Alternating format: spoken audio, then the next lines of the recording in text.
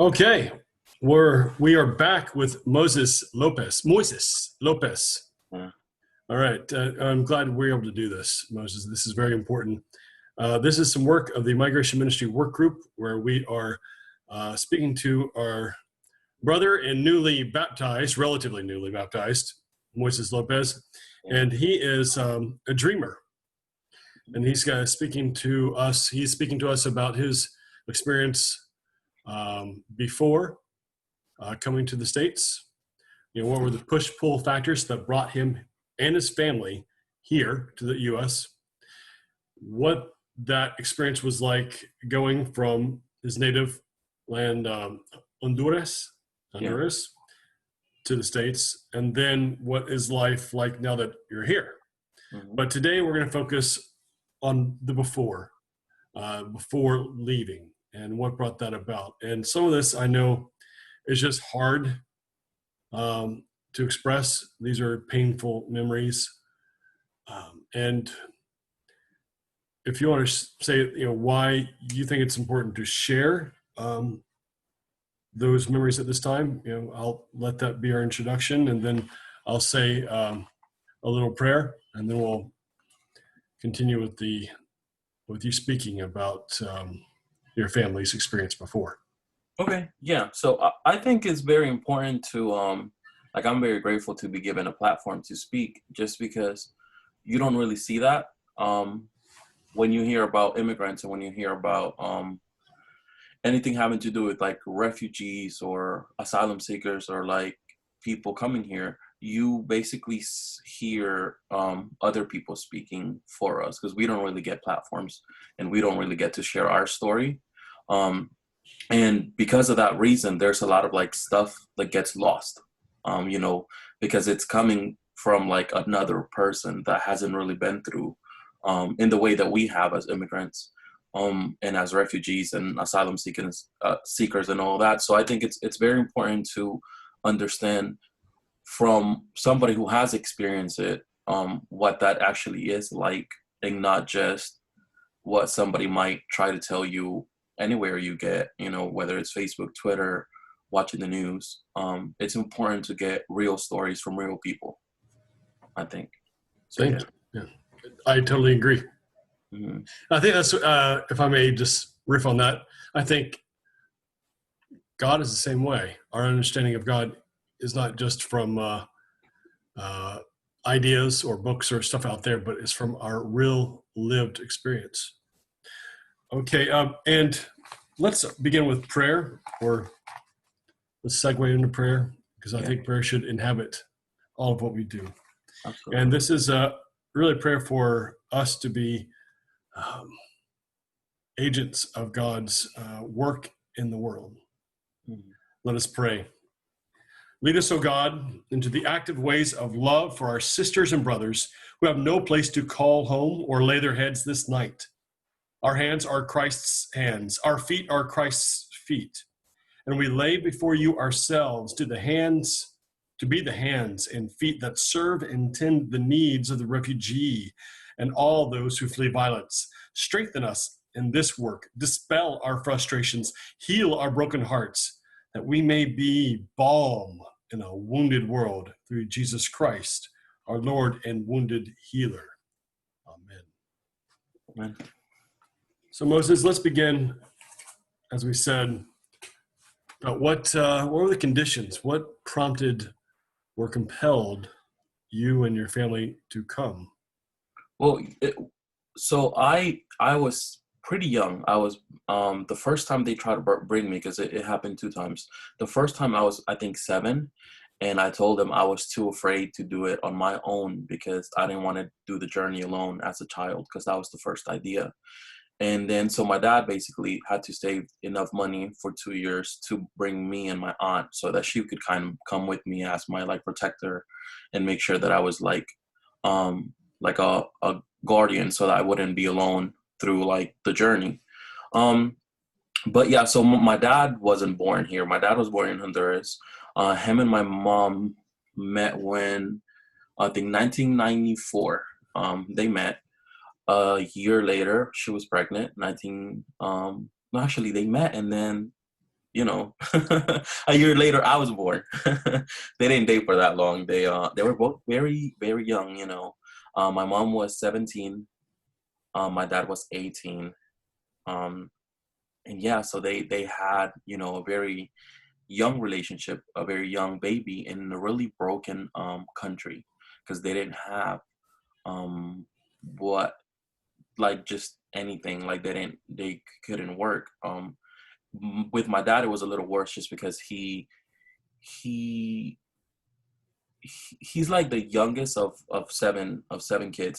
And my grandfather told him, you know, you have a child now, like you're no longer a kid, even though he was a kid. You know, he's 17, but he had to kind of become an adult pretty fast. So my dad decided that the best way to provide me with a lifestyle that he thought was what I deserved to come, that the only way he could see of doing that is coming to the US, because he knew that in Honduras he wasn't going to be able to give me um, and my mom the life that he thought that we deserved, or anything, just because it's the violence over there. It's really bad. Like, it's horrible. So my dad decided he was going to come to the US, but he didn't tell my grandfather, because my grandfather was like, my dad was like his greatest glory. Like, my grandfather was like obsessed with my dad. He was like his favorite kid. Like, I know you're not supposed to have favorites, but it was pretty obvious that, like, you know, him being the youngest, he was going to he just, the whole thing was centered around him. So when he came to the US, he couldn't tell my grandfather. He actually left in the middle of the night. He said goodbye to my grandmother, you know, his mom, and my aunts, his sisters. They prayed for him and everything, but they he left without saying goodbye to his dad. And it took him long. He didn't come with a coyote, so he didn't have, like, I came with somebody. He came alone, so he had enough money to go to Guatemala, and then he worked for a month or two until he had enough money to continue to, like, the next city, and then the next city, until he made it to here to the US. It took him a year, just because he didn't have the money, so he had to kind of stop and work everywhere.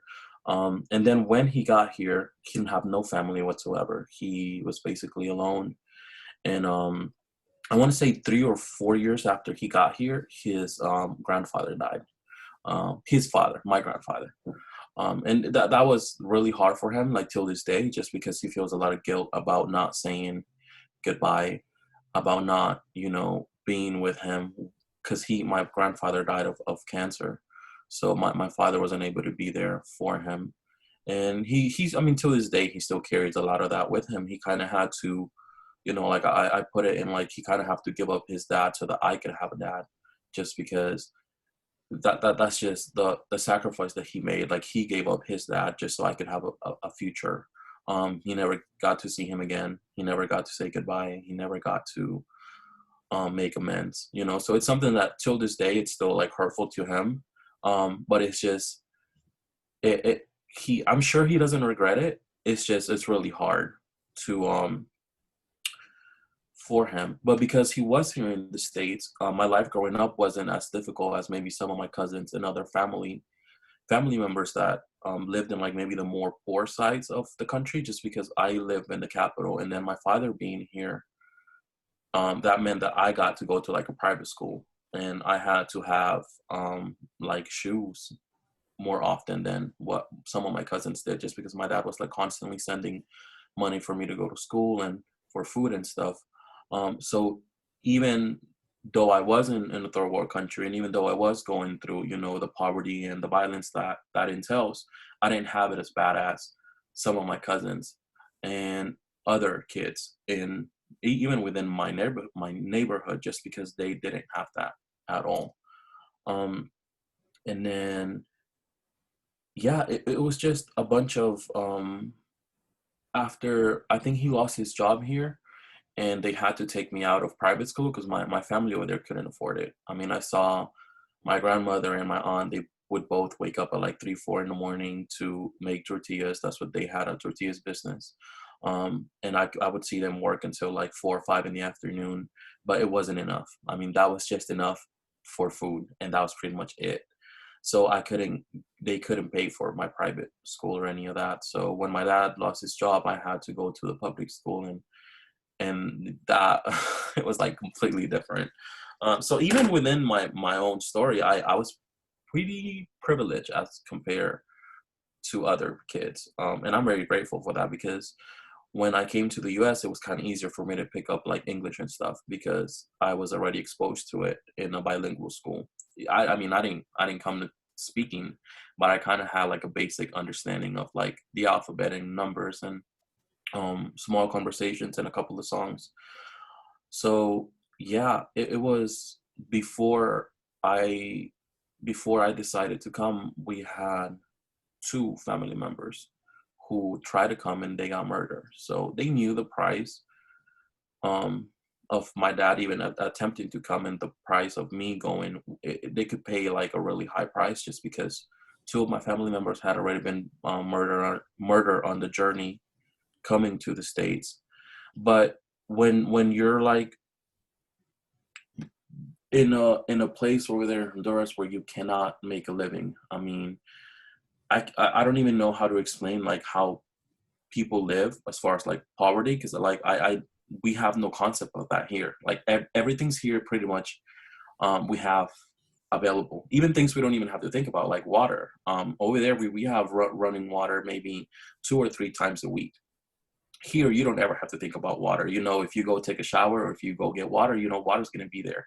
So even explaining what it's like living in a third world country to us here in America, and even to me now, it's like a concept we have no concept of that, of living in a country where you kind of have to just pray for water and then trust God that water will come, because we can't just open the tap and water.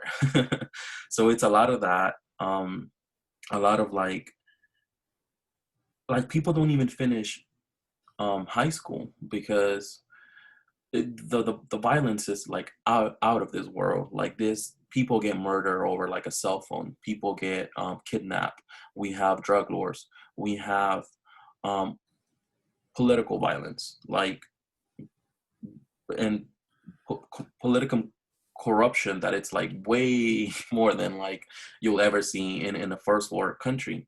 So there's just so many factors to why people decide to come, and it's different family to family. Like what my story as an immigrant, it's not the story of all immigrants, and I'm sure some have had it a lot worse back in their countries and some have had it better. But it there's similarities and then there's differences, and I think knowing and maybe doing research on how bad it really is, it's going to help us understand a little bit of what it is to live in a third world country, because we don't, everything here is so accessible to us, like stuff we don't even think about. And then when people think, you know, people who usually think, oh, they're coming to take our jobs, it's like, no, we're coming because we're trying to survive. We can't make it in this country. And the only reason, the only way we see of living somewhat a comfortable life and helping even our families back home is if we come to a country that we could work and get paid, because that's not happening in Honduras. I mean, my mom, even throughout this pandemic, she hasn't been paid for 3-4 months because of the coronavirus, because they've been, you know, um, so she kind of has to rely on me to send money, and I've been able to do that. But it's stuff like that, like, you know, I'm very blessed to be in a position where I can help, but she is literally going for her doctor's degree right now. She went to school and everything. There is no reason why she, even with a degree, she should be struggling this much to just survive. But because the opportunities they have over there are so bad that I kind of have to step in. At multiple stages of my life, I've had to step in and like pay for her rent for a couple of months just so that she could finish school. You know, send money for food, send money for my brothers because they need it, stuff for school. And it's the stuff that when, as an immigrant, my life changes, but also the life of my family back in Honduras changes, because I'm able to bless them in ways that I wouldn't be able to if I were over there. So yeah, I think that that's really important to understand too, the impact that that we have, not just on our family here, but our family back home. So yeah, I mean, I covered a lot. That was, Do you want to talk about some of the experiences that your family had that said, we got to get out of here? yeah. So one of my aunts that lives here, she she was the one who brought me. She was married, bachelor's degree. She had like the perfect life, and then her husband, who worked for the military, he had, and a lot of this stuff is like confidential, but he basically had a mission to go into a cartel's house or something and do something. We still don't even know all the details to it, but he basically angered the wrong people and ended up dead. So he went missing on November 4th, and then they found him like 5 days later. He went missing the year of my birthday because he's the day of me being the year of me being born. So I was born in September, and then 1995, he went missing November 4th. Right before he went missing, he told my aunt, you know, something at work happened where basically everybody that served in that mission was getting murdered. So he knew something was going to happen. He told my aunt so that she could be prepared. She was like, if something happens, call somebody or whatever. But the whole thing happened so fast and it was so hard to process that nothing basically got done about it. But November 4th, he went missing. November 9th, they found him dead. And his son, who was 4 at the time, who is also here now with us, was the one who found him dead. And they found him in a ditch. His body was burned. Like they had, did not only had they murdered him, but I feel like they had tortured him because there was like bruises and burns all over his body and his hair.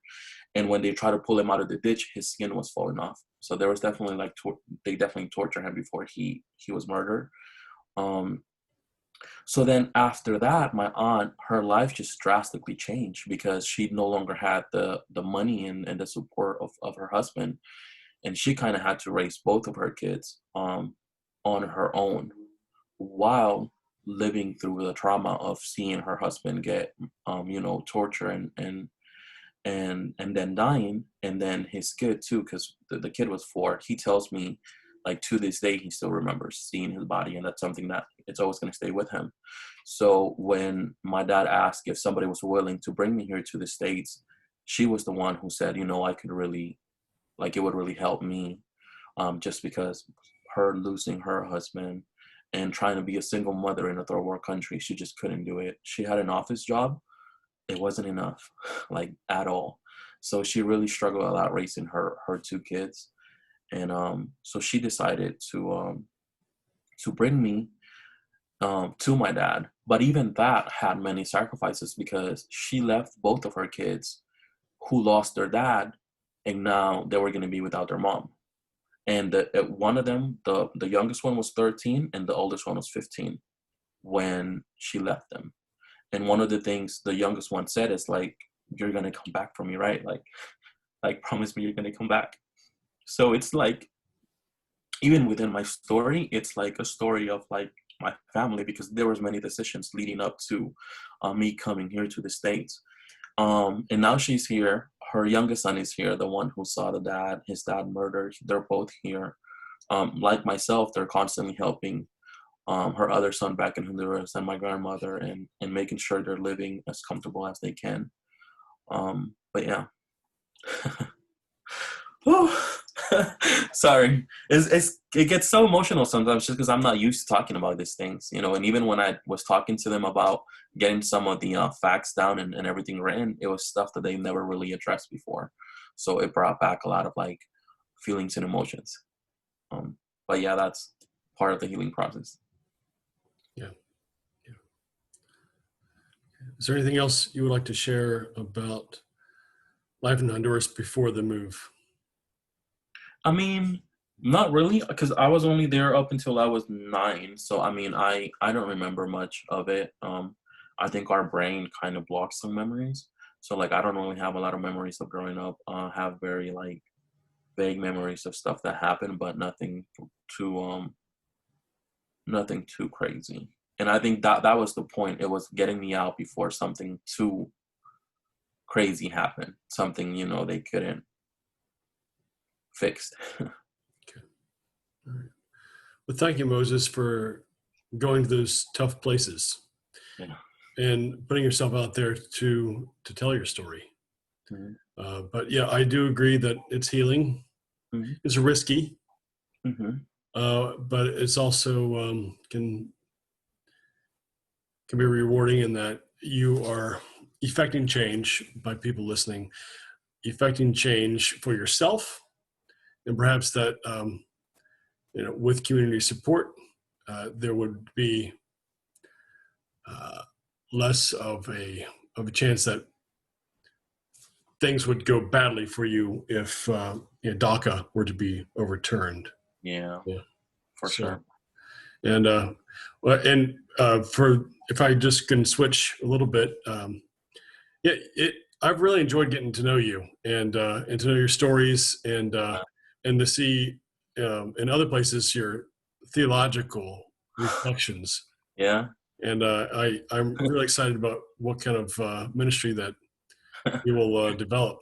Me too. Yeah, I'm excited for that. I've been writing a lot. Listening to a lot of speakers. So yeah, I'm excited for that. All right, well, let's end this recording right here, and I'll keep you on for just a moment. Mhm.